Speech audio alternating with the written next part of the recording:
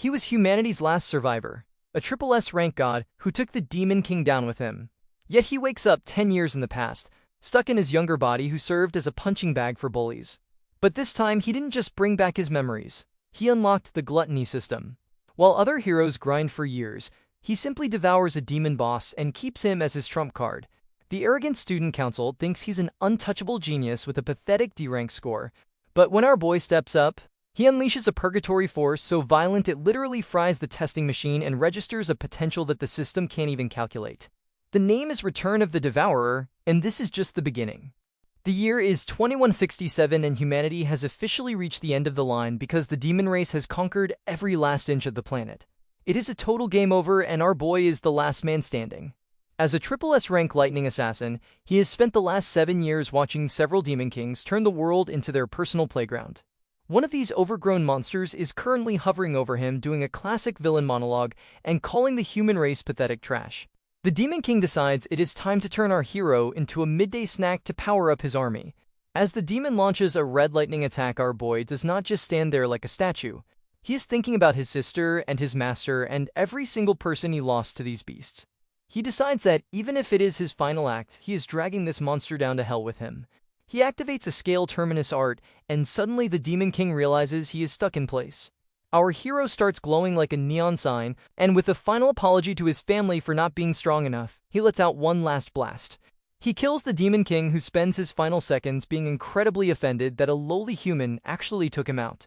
Just as everything fades, our boy wishes he could go back in time to fix it all. Suddenly, he wakes up in a hospital bed with a smashed-up nose and a massive headache. He looks out the window at a city that is not currently on fire and realizes he has pulled off the ultimate pro-gamer move by returning 10 years into the past. While he is processing his sudden return to 2157, a system window pops up to inform him that the power of gluttony integration is complete. This is 3 years before the actual apocalypse begins. He remembers that a demon king named Ruff was the one who originally opened the gates of hell, and if he can just delete that first boss, he can save the world. He stares at the game-like interface, wondering why he has a status window when he used to rely on nothing but raw power. In this world, only 1 in 10,000 people actually awakens, and our boy is currently stuck at a university for potential heroes. The problem is that in his original past life, he was a total loser who failed to awaken for 4 years. He was at the bottom of the food chain and basically served as a human punching bag. He checks his new stats and realizes he is still a lightning assassin, but he has actually inherited his strength and skills from the future. Before he can test out his new toys, his university roommate walks in. This four-eyed sidekick was a bottom-tier awakener who died almost immediately during the original invasion. The roommate is shocked to see our hero looking so healthy after the heavy beating he took yesterday. He even mentions that our boy seems stronger, which earns him a nostalgic smile because our hero is just happy to see a living person who is not trying to eat him. The glasses-wearing roommate reminds him that the rank test is tomorrow. As they walk through the training grounds, our boy realizes he needs to level up fast, but the government and the big guilds have a monopoly on all the monster zones. Most students are stuck at E rank, but our hero knows he is already leagues above his roommate. Their walk is rudely interrupted when a ball hits the roommate square in the face. A gang of 4 bullies shows up, led by a guy who clearly thinks he is the main character of a high school drama. The four-eyed roommate is terrified and offers to go buy them drinks just for the crime of existing near them. Our hero, however, decides that the era of being a victim is officially closed for business. He tells the roommate that he is not at fault and that these bullies are the ones who should be apologizing. The scene shifts back to a time when our boy was basically a professional floor mat for a gang of bottom-tier thugs with zero imagination. These losers thought it was the height of comedy to shove his face into the water and treat him like a literal ragdoll. While the four-eyed sidekick could only stand there vibrating in terror and begging them to stop, the lead bully just laughed it off. He claimed he was simply being a good Samaritan and helping our hero awaken his powers through a little bit of aggressive stimulation. It was a total nightmare that ended with our boy unconscious in the dirt while the bullies walked away because they got bored of their favorite toy. Our boy realizes in this moment that pure malice does not just exist in the demon layers. It is very much alive and well in the hearts of trashy humans too.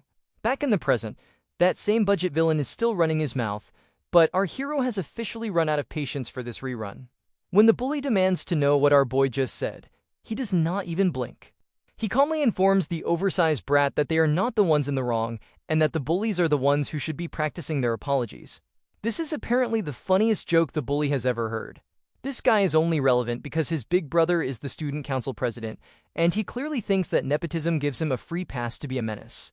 He charges up a punch that he thinks is going to end the conversation, but our Lightning Lord blocks it like he is swatting a particularly annoying fly. The crowd of onlookers is absolutely losing their minds because seeing the school favorite punching bag actually stand his ground was not on anyone's bingo card for the day. The bully is fuming and calling our hero a pathetic unawakened weakling, but our boy is busy checking his system notifications like he is reading a grocery list.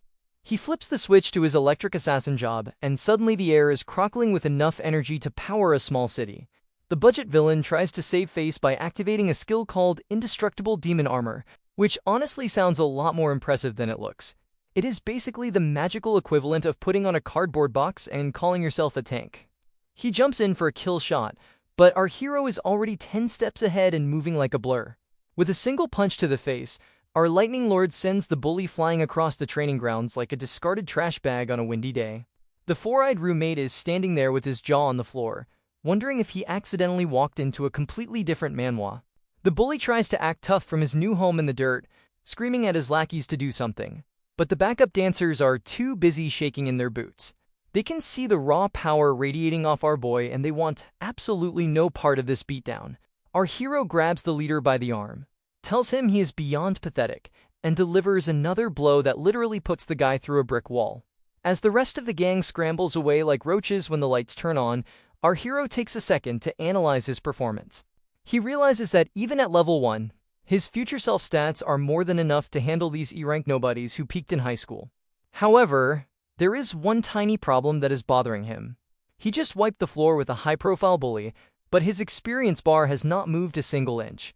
He stares down at his hand and conjures a blade made of pure, shimmering lightning. He begins to wonder if the only way to actually level up in this world is to start taking lives instead of just taking names. The look in his eyes is cold enough to freeze hell over, and the terrified onlookers are starting to realize that the school's biggest loser might actually be their new worst nightmare. It turns out that if you want to grow in this game, you might just have to get your hands a little bit bloody.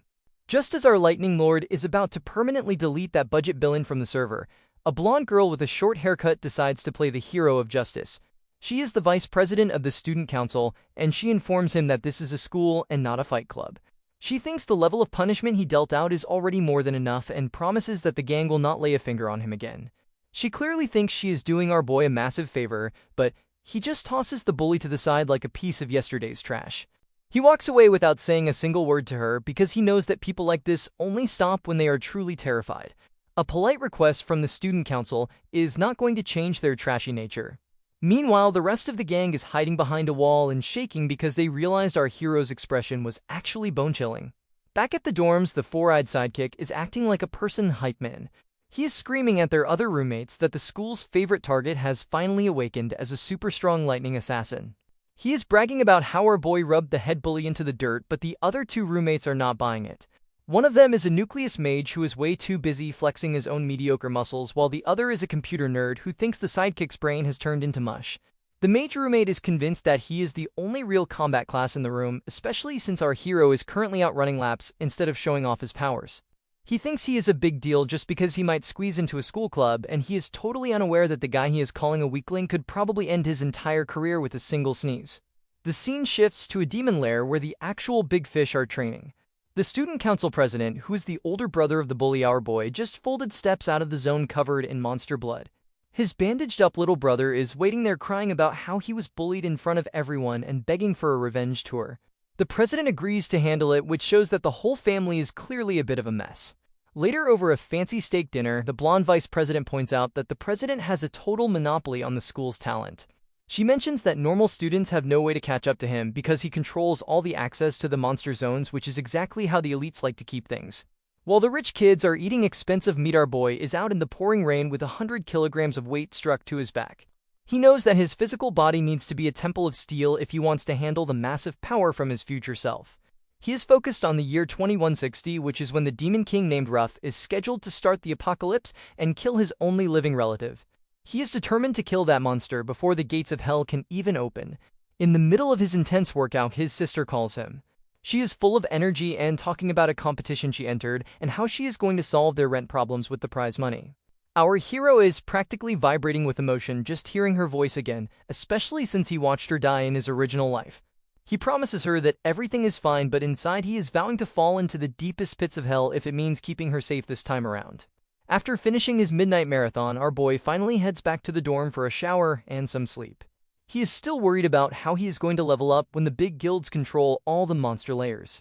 But as soon as he closes his eyes, a red system window starts booting up. He does not wake up in his bed the next morning. Instead, he finds himself standing in front of a massive and terrifying tower that looks like it belongs in another dimension.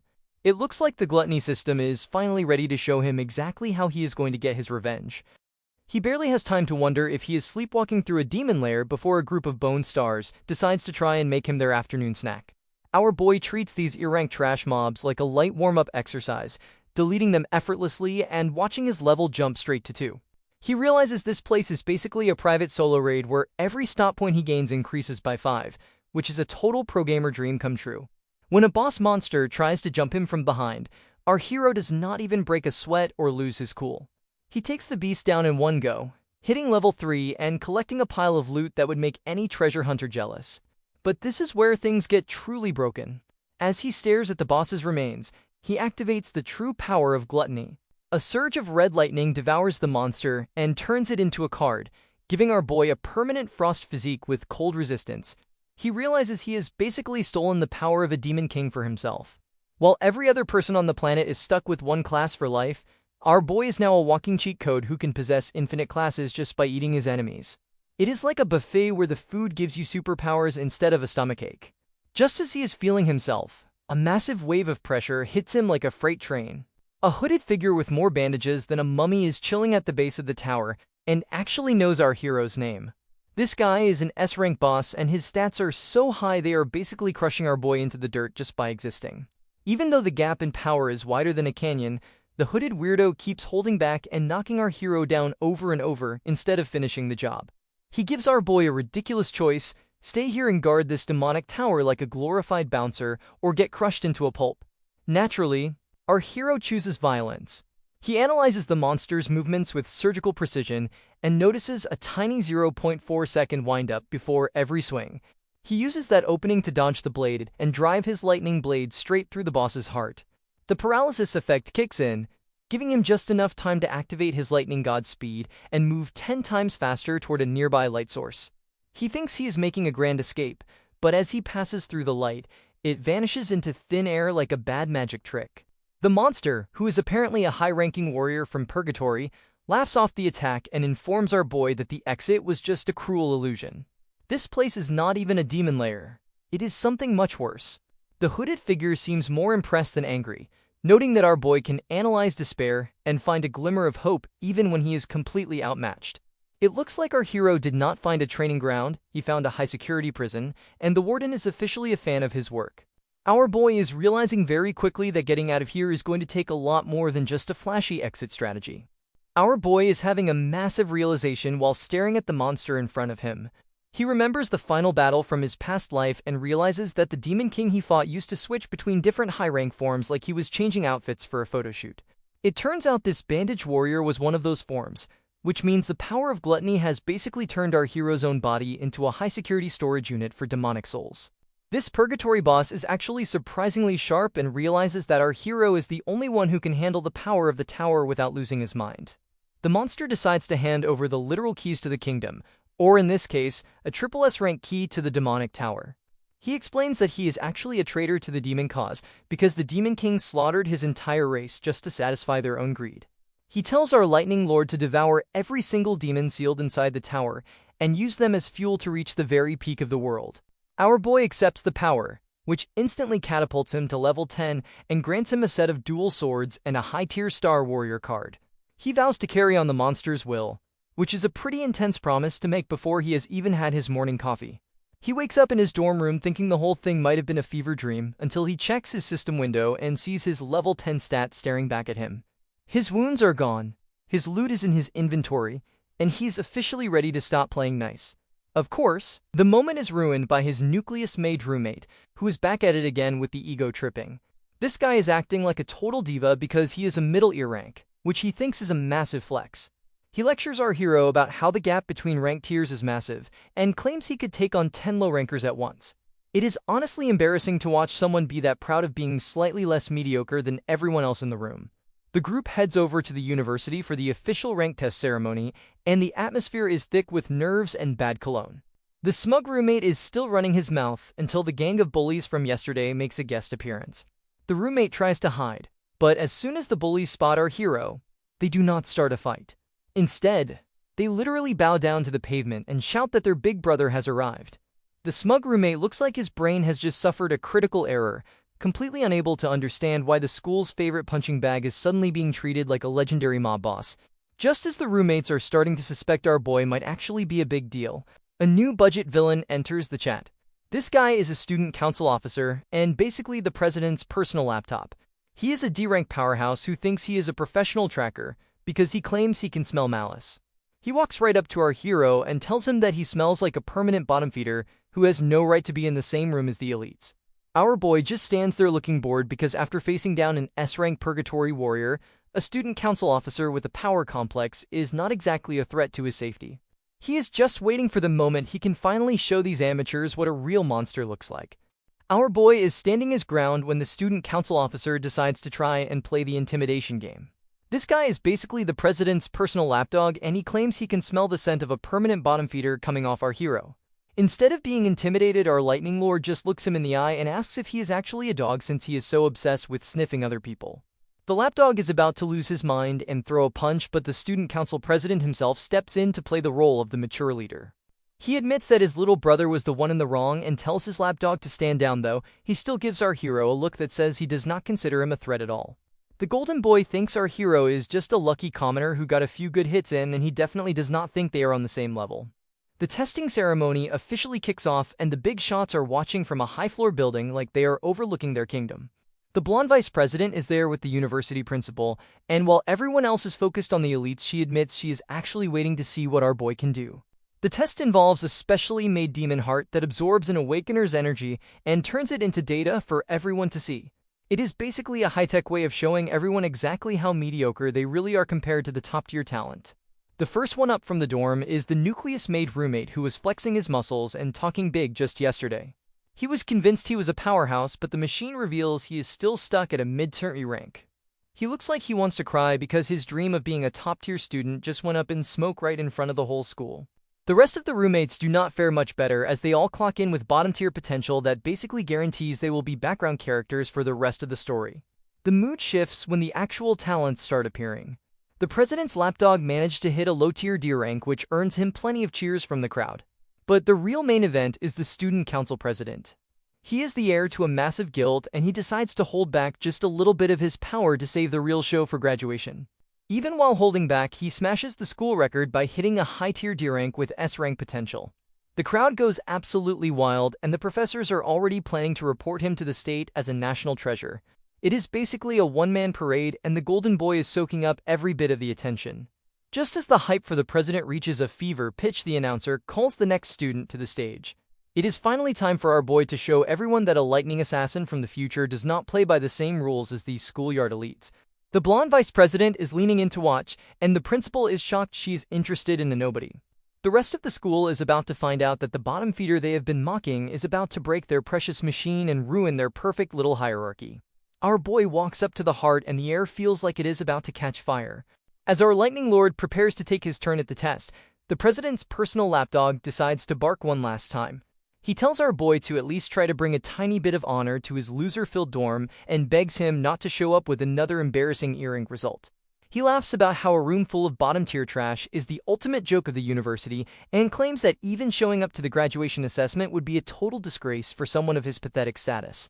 The four-eyed sidekick is not having any of it and shouts that our hero is about to blow their narrow little minds wide open.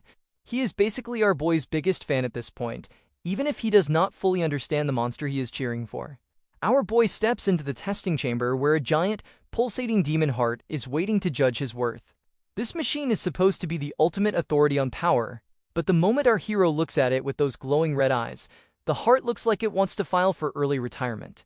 He knows that in this era, the only path to a real future is joining a top-tier guild, and the graduation assessment is the only stage that matters. The first-place team gets a direct ticket to the Imperial Guild, which is basically the elite club for the 1% of Awakeners. While he is inside the chamber, the Golden Boy president is outside scouting for his dream team of Deer Ranks, fully convinced that the graduation trophy already has his name engraved on it. He is acting like he has already won the lottery before even buying a ticket. Back in the testing booth, our hero decides it is time to give the machine a reason to panic. He starts by activating his base level 10 form, and the machine immediately registers a Heidi rank. The crowd outside is stunned, and the silence is so thick you could cut it with a knife. But our boy is just getting warmed up and has no intention of stopping there. He switches to his Infernal Death King class, and the rank suddenly jumps to a mid-C. The machine starts having a literal meltdown, sparks flying everywhere, as it tries to process a level of power it was never designed to handle. The professors are scratching their heads and wondering if the system is caught in a massive glitch or if the apocalypse started early. Then our Lightning Lord decides to stop playing around and switches to his full purgatory form. A massive, terrifying vortex literally forms in the sky outside the building, making everyone in the courtyard think the world is ending right then and there. The system starts screaming about a triple S potential that is way beyond its maximum load before the demon heart literally burns out and dies from the sheer pressure of his presence. The professors rush in and find the machine fried to a crisp, but of course, they assume it just suffered from a sudden case of being old and overworked.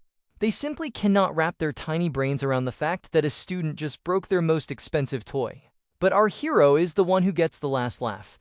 He uses his gluttony power to secretly devour the dead demon heart, gaining a new skill that lets him see the real power levels of everyone around him like he has X-ray vision for talent. He steps outside and scans the school's Golden Boy, only to realize that the president is actually a mid-tier rank who has been hiding his own power all along to look like a humble genius. To our hero, the top student in the school is mediocre at best and barely worth a second glance. The lapdog tries to blame our boy for breaking the machine and wasting everyone's afternoon, acting like our hero personally attacked his sense of schedule. He is shouting about compensation and responsibility, but our hero is 1 second away from permanently silencing him with a lightning bolt to the face. Just as the air starts to crackle, the president steps in and does something nobody expected. He stops his lackey and actually asks our hero to join his elite squad for the graduation exam. He says he wants the highest score in history and thinks he is doing our boy a favor, but he has no idea he just invited a literal shark into his very small and very pathetic pond. The Golden Boy president actually has the audacity to personally invite our hero to join his elite squad for the graduation assessment. The rest of the students are watching with their jaws on the floor while the lapdog is sweating bullets because he knows that if our boy joins, someone is getting the boot. The lapdog is clearly frustrated but tries to act like he is doing our boy a favor by welcoming him to the team. His fake welcome is cut short when our Lightning Lord just stares at him with zero interest and moves the lapdog's hand off his shoulder like it is a piece of unwanted lint. Our hero tells the Golden Boy that he is simply not interested, which leaves the entire courtyard in a state of absolute shock. When the lapdog tries to scream about how their team is number one in the school, our hero just calls him noisy and tells them both to never bother him again before walking away like a total boss. Up on the roof, the blonde vice president and the principal are watching this drama unfold like it is their favorite reality show. The old man is a bit disappointed that the two powerhouses are not teaming up, but the vice president knows that this rejection is basically a naked declaration of war. Back on the ground, the Golden Boy is trying to act like a humble leader with a fake smile, but he is secretly fuming inside. He admits that even if there is only a tiny chance the test was right, he cannot let anyone threaten his first-place throne. He tells his lapdog that whatever lessons he decides to teach our hero have nothing to do with him, which is basically the universal villain code for giving the green light to an ambush. The lapdog is absolutely giddy when he finds out our hero left school early to head home. He thinks he is catching our boy at a weak moment, but our hero is busy walking through the streets and planning the ultimate raid. He remembers that in his past life a top-tier guild got wiped out at a specific demon lair, which is exactly how the Demon King managed to descend and destroy the world. Our boy knows exactly where that first boss is hiding, but he needs a massive mountain of cash to get his counterattack started. He stops at a monster exchange to sell some loot, but the shop owner is a total jerk who thinks our boy is just some poor student wasting his precious time. The owner is so arrogant that he hands our hero off to a pink-haired newbie just to get him out of his sight.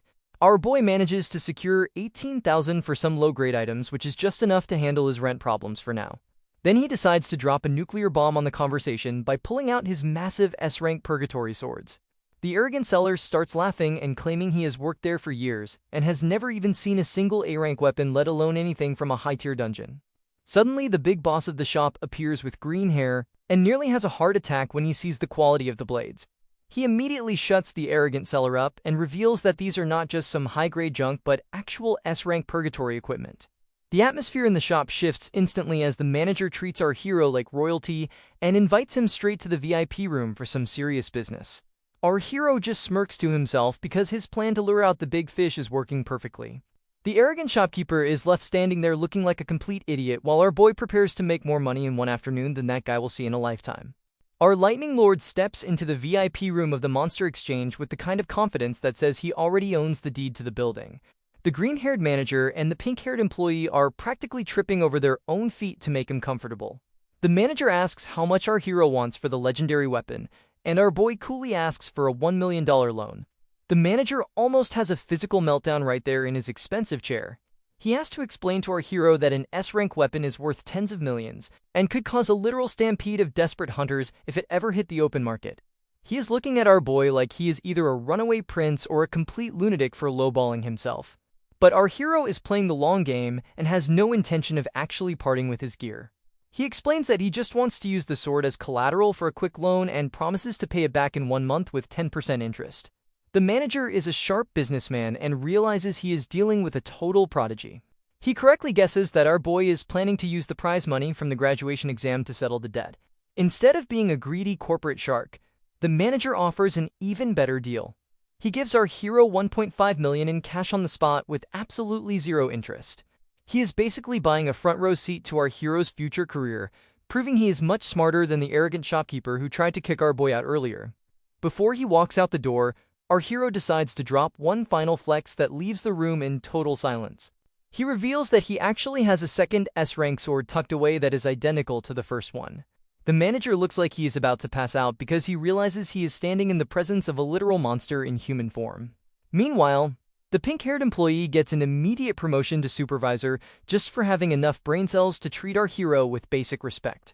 The arrogant shopkeeper who mocked our boy earlier is left crying in a corner over his lost commission, while our hero walks out with a bank account that is officially overflowing with cash. Our hero takes a taxi to the bus terminal, looking out the window and thinking back to the tragedy of his original timeline. He remembers how his sister had to abandon her dreams of art school because they were too poor to even keep the lights on. He is determined to make sure she never has to choose between her passion and a meal ever again. When the little drama queen finally steps off the bus, she is exactly as loud and energetic as he remembers. She immediately starts roasting him for standing at the entrance instead of the exit and starts complaining about how they are broke again after paying this month's rent. She has absolutely no idea that her brother is now a high-ranking assassin with enough money to buy the entire apartment complex. Our hero is so overwhelmed with emotion at seeing her alive that he pulls her into a massive and bone-crushing hug. She finds the whole thing incredibly weird and asks if he finally got rejected by a girl or if he has actually lost his mind. He does not care how much she teases him because he is just happy to see her breathing and healthy. As they head home together, our hero makes a silent vow to fall into the deepest pits of hell if it means keeping her safe from the apocalypse he has already seen. However, the heartwarming family reunion is about to be rudely interrupted by some budget villains. The student council lapdog and his gang of thugs are currently hiding in the shadows of a dark alleyway like a bunch of persistent roaches. They are waiting to ambush our boy on his way home to teach him a lesson about hierarchy. They are acting like they have the upper hand, but they are completely oblivious to the fact that they are about to bring a toothpick to a lightning fight. Our boy is about to show them that his sense of malice is a lot sharper than theirs. The student council's favorite lapdog is currently lurking in a dark alley with a group of thugs who clearly have too much free time and not enough brain cells. He is fuming because our boy had the audacity to exist and be stronger than him during the test. The plan is to beat our hero so badly that he cannot even make it to the graduation exam in 2 weeks. This guy thinks he is a top-tier assassin because he has a fancy title, but he is mostly just a top-tier annoyance with a knife he does not know how to use. He is literally shaking with jealousy over a guy he still tries to call a bottom feeder, which is peak delusional behavior if you ask me. Meanwhile, our hero is walking home with his savage little sister, who is busy giving him a life lesson on not being so emotional. She thinks he is just stressed about the exam and tells him to pull himself together like a real man. She has absolutely no clue that her big brother is now a walking natural disaster who could level the entire neighborhood if he felt like it. She even jokes that he is getting old and starting his midlife crisis early because he is being so sentimental and weirdly nice to her. Our boy just smiles through the roasting because he knows she is just trying to be supportive in her own aggressive, sisterly way. The thugs spot our girl and decide that an alley with no cameras is the perfect place for a crime. They think they are being sneaky, but our lightning lord smells their trashy intentions from a mile away. Instead of letting his sister see the garbage being taken out, he pulls the ultimate big brother move and puts his earphones on her. He tells her to listen to a specific song on repeat while he takes care of a little business. She is confused but decides to vibe to the music, totally unaware of the carnage that is about to happen literally 2 inches behind her back. While the savage little sister is listening to a song about stars and fate, our boy is busy ending the careers of these budget villains. He is genuinely offended that they decided to ruin his first family reunion in 7 years. He starts handing out free dental appointments with his fists, treating the gang like literal bugs that need to be squashed into the pavement. The music continues to echo in our girl's ears while her brother is cracking skulls in the shadows and protecting her like she is the most precious thing in the world.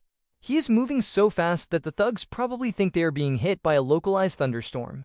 The lapdog finally realizes he is in way over his head and tries one last desperate attack, claiming he is the strongest assassin in the school. It goes exactly as well as you would expect, which is to say it is a complete disaster. Our hero punches him square in the face twice, sending his teeth on a solo vacation and breaking his spirit along with his jaw. He towers over the broken budget villain with a terrifying death glare, asking if he was speaking a foreign language when he told them to never bother him again. It turns out that when a lightning assassin tells you to stay away, you should probably listen if you want to keep your face in one piece. Our boy is officially done playing games with these schoolyard bullies, and he is ready to take his sister home for a peaceful dinner.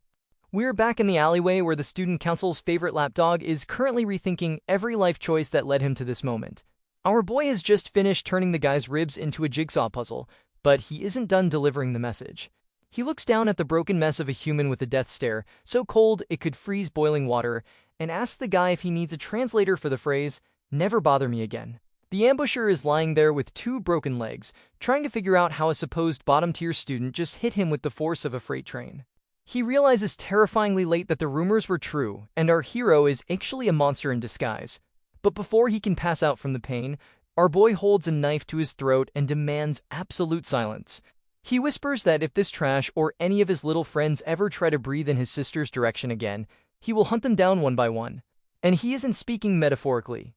He slashes the guy's lip just to make sure the point sticks, promising to permanently delete them from existence if they test him. He drops the loser back into the dirt and walks away, leaving the lapdog terrified not just by the beating, but by the sheer, overwhelming killing intent rolling off a teenager. Meanwhile, our savage little sister is still standing there with her headphones on, listening to a song about migrating birds and cloudy skies. The music is making her emotional, and she starts tearing up because she suddenly realizes her big brother feels incredibly lonely, like he's carrying the weight of 100 tragedies. She turns around to yell at him for taking the prank too far, but instead of a crime scene, she finds our boy standing there with a small, fancy box. He smiles like he didn't just almost murder 3 people and hands her the gift. Inside is a shiny gold holographic art pen. Our girl immediately recognizes it as the latest style from Draco, which costs over 10 grand. She asks where on earth he got that kind of cash, but our hero just smiles. In his last life, poverty forced her to give up her dreams, but in this life, he is going to make sure she has everything she ever wanted. The scene shifts to their apartment, where the little artist is happily drawing 3D light sculptures in the air, while our boy slurps down some noodles. She is thrilled with the toy but immediately switches into responsible mode, asking how they are going to pay rent if he keeps spending money like a billionaire.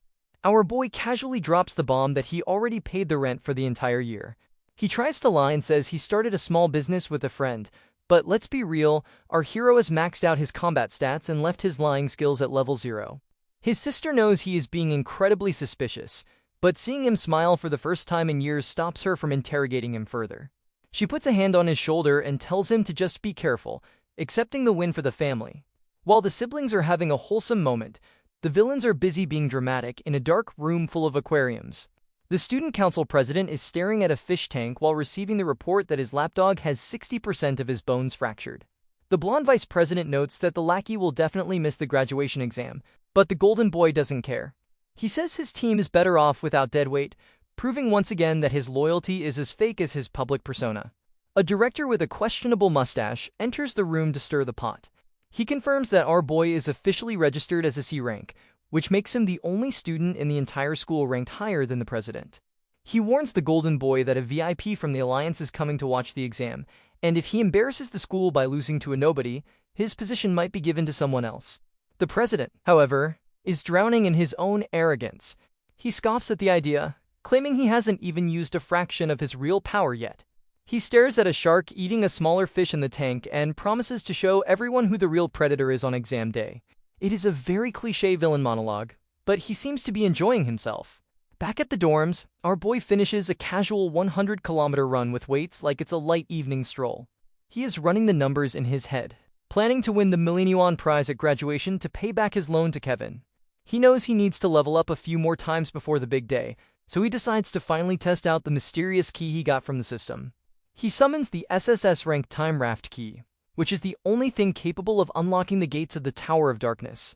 He stands before the ominous door in his dream dimension, ready to find out if his other classes are as broken as his current one. He pushes the gates open and steps into the unknown, ready to grind. Quick pause. If you're enjoying the story so far, please drop a like and subscribe to the channel. It really helps the algorithm. Done? Awesome. Let's get back to it. Our boy steps through the gate and immediately regrets everything. He has not walked into a treasure room, but rather a physics nightmare called Fallen Stars. The gravity here is cranked up to 10 times the normal limit, which means just standing up feels like carrying a car on his back. He realizes he can only use about 30% of his strength, which is not great considering a phantom lion is currently charging at him with dinner on its mind. He tries to rely on his lightning assassin class, thinking speed will save him. But in this crushing gravity, he is not a lightning bolt, he is a sluggish target. He dodges, but his attacks are failing, his paralysis skills are useless, and the lion takes a chunk out of his arm. Our hero realizes that trying to be fast in a gravity chamber is a rookie mistake, so he decides to switch tactics. He swaps to his Purgatory Rakshasa form. If he cannot be fast, he's going to be heavy. This warrior class triples his strength and quadruples his stamina, turning him into a tank. He realizes that in a high-gravity environment, downward force is actually his best friend. He pins the lion to the floor and unleashes a punch that uses the gravity to amplify the impact by 60 times. He smashes the beast so hard the ground shatters, earning himself a level up and a shiny new bone. Our boy stands there, panting, thinking he just defeated the floor boss. He is feeling pretty good about himself until the dust settles and he sees 5 more lions staring at him. The system did not give him a devour option because that was not a boss. That was just a minion. He realizes too late that the Purgatory Tower is not a training ground, it is a torture chamber. The lions swarm him, ripping him to shreds as the narration reminds him that pain is the only teacher here.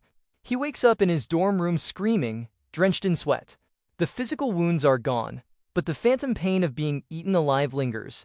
He understands now that there are no shortcuts to power. He has to walk through hell to get it. The scene shifts to the university auditorium, where the villains are busy plotting in broad daylight.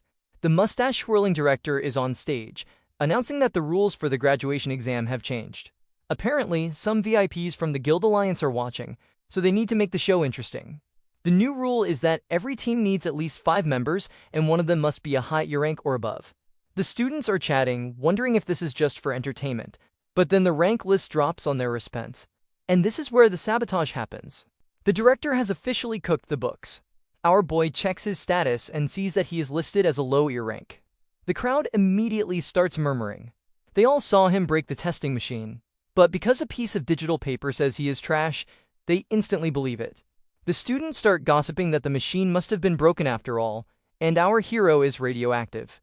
The glasses-wearing roommate is confused, but the rest of the class is already writing our boy off. They figure nobody will want to carry a dead weight through the exam, especially now that he is practically blacklisted. They even laugh, saying he must be regretting rejecting the president's offer now that he is back at the bottom. Up on the stage, the director smirks. He is the student council president's uncle, and he decided to teach the disappointing nephew's rival a lesson in bureaucracy. He thinks he has checkmated our hero by making sure he cannot even form a team to qualify for the exam. He believes he is a genius manipulator, but he has no idea he just poked a sleeping dragon. The auditorium has descended into absolute chaos. It looks less like a prestigious academic gathering and more like a Black Friday sale where the only product is the student council president's approval. Students are practically climbing over each other, screaming offers that range from pathetic to concerning.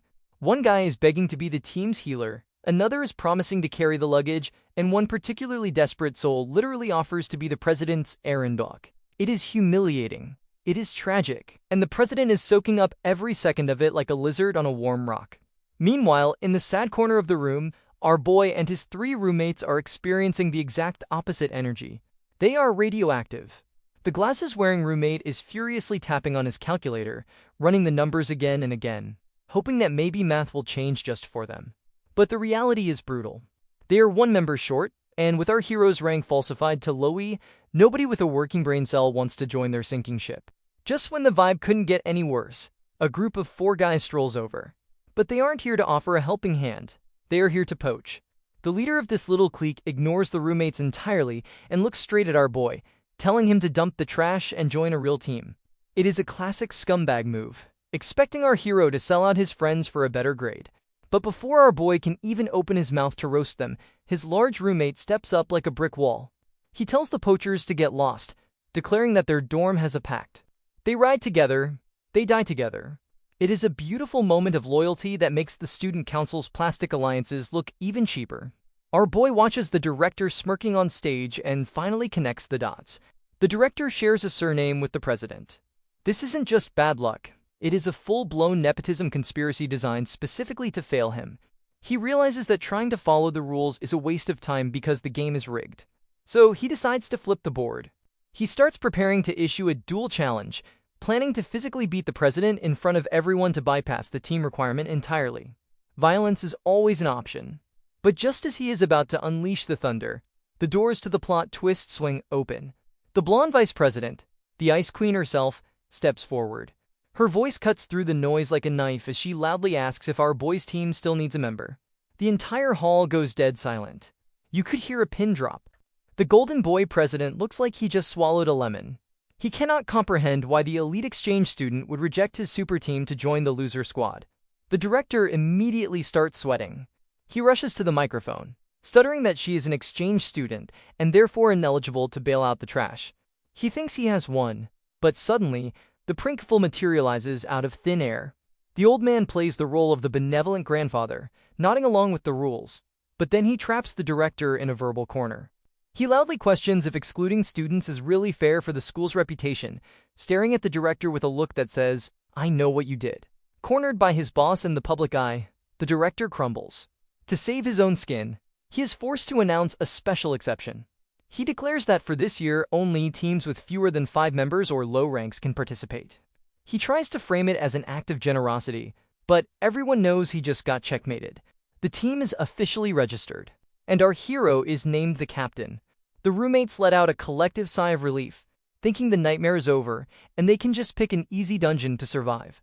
But they forgot who their captain is. The screen changes to the dungeon selection phase. While other teams are carefully debating their options, our boy locks in his choice instantly. He doesn't hesitate. He doesn't ask for a vote. He just clicks. The roommates look up at the screen, and the color drains from their faces. The glasses guy starts screaming, asking if our boy has lost his mind. The rest of the hall gasps in horror. Our hero just stares at the screen with a calm smile, while his friends realize they have just been signed up for a difficulty level that shouldn't even exist. The graduation battle examination is finally here, and it is the first time these students are stepping into a real dungeon instead of playing pretend in a classroom. The rules are simple but brutal. Scoring is a mathematical headache where clearing the floor gets you 10 points, but for every monster left alive, the instructors deduct a point from your final grade. The big money is in the boss fight, which is worth a massive 20 points, but you have to be fast because the clock is always ticking. If the team takes longer than an hour, the system starts stripping away points every 5 minutes like a high-interest loan. To make things even more competitive, each dungeon rank comes with a score multiplier. Choosing a safe F-rank dungeon maxes out at 75 points, while the tougher E-rank can net you a clean 100. The ultimate goal for everyone is a golden ticket into the Imperial Guild and a 1 million yuan prize for the class MVP. The current all-time record is 90 points, held by a legendary former student who now runs the most powerful guild in the country. Most students are whispering that you need a team of high-tier heavy hitters just to survive in your rank, so they are assuming the Golden Boy president is the only one who could even dream of touching that record. But while everyone is still debating their safety options, a notification pings across the hall. Our boy has already locked in his choice, and the entire room falls into a stunned silence. He did not just pick a hard dungeon. He selected a D-rank challenge that has literally never been cleared by a student. The school is collectively clutching its pearls, with people wondering if our boy accidentally slipped on the keyboard or if he is just having a very public mental breakdown. His four-eyed sidekick is currently vibrating with enough anxiety to power a small village, grabbing our hero and asking if he has completely lost his mind. The rest of the team is equally horrified, wondering how they ended up in a suicide squad led by a madman. One teammate is even checking the fine print to see if it is too late to quit the team and save his own skin. But the chaos is just getting started. Seeing our hero's bold move, the student council president decides he cannot be outdone in the department of being a total show-off. He locks his team into a D-rank dungeon as well, sending the crowd into a frenzy. To the rest of the students, our boy's team looks like a group of desperate nobodies who are just hunting for attention. They are convinced the team will fall apart before they even reach the dungeon entrance, especially since our hero's squad was basically cobbled together from the bottom of the barrel. However, the four-eyed sidekick has a sudden change of heart. He looks at our boy and realizes he is radiating an aura of pure confidence that was never there before. He decides that since they have survived 4 years of being the school's favorite punching bags, he is going to stick with our hero until the bitter end. Even the arrogant mage roommate, who still thinks he is the top dog of the dorm, decides to go balls to the wall and join the madness since they are graduating anyway. Our Lightning Lord gives his team a rare moment of sincerity, apologizing for dragging them into a death trap just to secure his own MVP status, but he promises they are aiming for the top spot.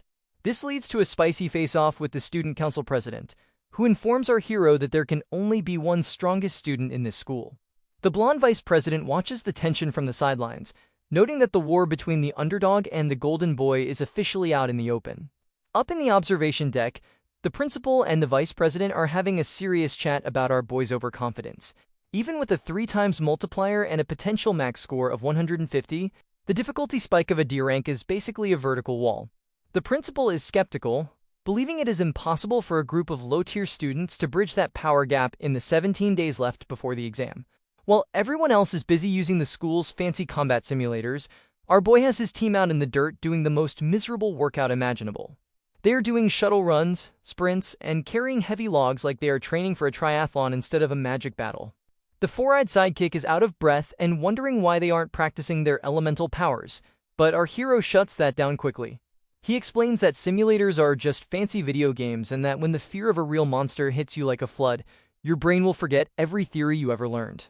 He is training their physical instincts so their bodies can react faster than their thoughts. He knows that the elites have spent their lives in private dungeons while nobodies like them were kept on the outside looking in. For our boy, this exam is not just a grade. It is a chance to smash through the social barrier and finally put the privileged students in their place. With 15 days left until the exam starts, our boy is spending his nights in the Dream Tower, getting a masterclass in pain from the Starfall Barons. These high-tier jaguars are currently using him as a personal stress ball, but even while he is being shoved back across the floor, he keeps swinging like his life depends on it because it actually does. 10 days before the big event, the rest of the team is finally feeling the heat. Our hero is leading them through a training session that looks less like school and more like a military recruitment montage, sprinting in front with a backpack heavy enough to sink a ship. His roommates are trailing behind him, currently in a state where their eyeballs are practically sweating from the sheer exhaustion of trying to keep up. While our boy returns to the tower to turn more monsters into experience, the Golden Boy president is out in a standard dungeon doing his own version of a warm-up. He is busy deleting a group of mushroom monsters, looking very pleased with himself for hitting the easiest targets in the book. 5 days before the deadline, the training has officially reached the level of a late-night fitness infomercial. Our hero is casually knocking out one-handed push-ups with a mountain of weights on his back, and even the roommates have upgraded from whining to actually putting in the work. By the time there are only 2 days left, our hero has officially hit level 16, evolving into a high-tier assassin after spending his final nights training tigers into expensive rugs. As the sun rises on June 17, 2157, our boy stares at the horizon and declares that the real battle is finally starting. The graduation combat exam officially kicks off with a tiny escort drone buzzing around like a caffeinated fly to announce the rules. Our hero and his team show up looking like a completely different group of people, appearing all buffed up and shiny with muscles that clearly have their own muscles now. While they check their gear, the heavy hitters of the hero world start arriving in style. The school principal is currently playing the role of the proud host, greeting a man with cool glasses and a smoking habit, who happens to be the co-founder of the Imperial Guild. It turns out this guy is actually the father of the student council president, proving that the family business is basically being better than everyone else. The students are absolutely losing their minds as the VIPs roll in, but the real showstopper is a man with fiery red hair named Carl Cavendish. He is the vice chairman of the Guild Alliance and a man so important that most people only see him in history books or on a high-definition news broadcast. The fact that he showed up to a student exam is the equivalent of a Hollywood A-lister showing up to a kindergarten play. He is joined by Secretary General Sue, a woman with a sharp ponytail and glasses who looks like she has zero patience for incompetence. While the students are vibrating with excitement at the thought of being noticed by the Guild Alliance, the VIPs head into the observation room to watch the carnage unfold on a wall of monitors. The director of Bad Decisions is back on screen, practically preening as he explains the stats to the guests. Out of 28 teams, the vast majority have chosen the safe F-rank dungeons because they actually value their lives. Only 3 teams were brave enough for E-rank, and a grand total of 2 teams, including our Heroes Squad and the Golden Boys group, decided to dive into a D-rank nightmare. Secretary General Sue is immediately skeptical, pointing out that D-rank lairs are considered dangerous even for professional guilds. She asks if the students were properly warned that they are basically walking into a meat grinder, but the director just brushes it off. He explains that while an F-rank boss is a struggle for these kids, the E-rank dungeons are a completely different brand of suffering. In an E-rank lair, every single normal mob is as strong as an F-rank boss. We see a group of students in an E-rank dungeon currently trembling in front of some terrifying stag beetle spiders, realizing that they have made a massive tactical error. The director reassures everyone that there are safety measures in place, including teleportation wristbands for anyone who wants to quit and Imperial Guild personnel standing by to intervene. He is secretly grinning, waiting to see how long the talented D-rank teams last before they start crying for help. The scene shifts to the Cloud Forest Summit, a D-rank lair that looks like a beautiful place to die. Our heroes team is immediately greeted by a ghost bat monkey, a cloud-type monster that specializes in dive-bombing humans with extreme aerial speed. It looks creepy enough to give a horror movie protagonist nightmares, and the four-eyed sidekick is already wondering what he did to deserve this. Our boy does not skip a beat, shouting for the team to move just as the monster launches a high-speed attack. Thanks to those weeks of miserable stamina training, the team actually manages to dodge the strike, leaving them in a state of pure shock that they are still among the living. But while they are busy celebrating their survival, our Lightning Lord decides to end the suspense. In a blur of motion, he moves through the trees and deletes 3 D-rank monsters in an instant. The rest of the team can only stand there with their jaws on the floor, watching our hero handle high-level threats like he is just clearing out a few annoying houseflies. Thanks for sticking around until the end. If you enjoyed this recap, drop a like and let me know your favorite moment in the comments. I'll see you in the next video for more madness. Peace.